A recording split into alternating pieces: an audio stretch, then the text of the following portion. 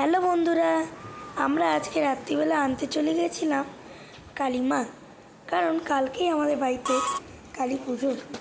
তো প্রত্যেকবারই আমার সব কাকাইরাই আনতে যায়, আর আমার কাকাও আনতে যায়, কিন্তু এবারে আমিও আনতে গিয়েছিলাম।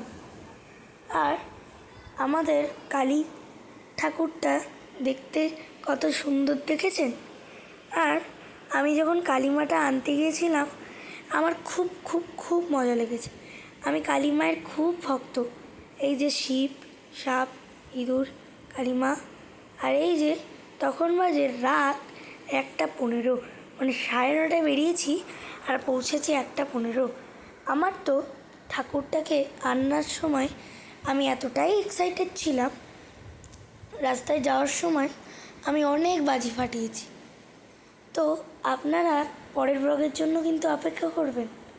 এই যে আমার দীপাঞ্জন কাকা, রাজা কাকা, তীর্থ কাকা আর আমার কাকা।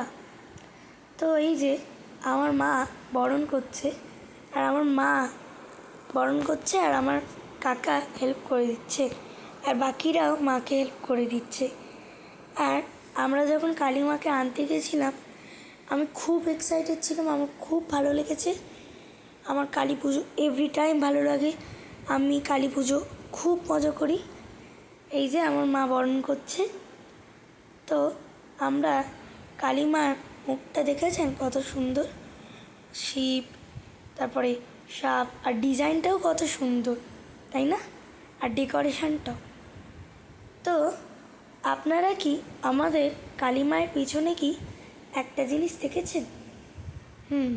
আপনারা অফকোর্স ভাবছেন আমি লাইটনিংসেরই কথা বলছি। আর লাইটনিংসটা ছিল দিয়া শেপে, মানে দিয়ার ফটো দিয়ে। আর এই যে আমার বাইরে লাইট লাগিয়েছে আমার কাকা, কত সুন্দর লাগছে না? আর পরের ভিডিওর জন্য অপেক্ষা করে থাকবেন। না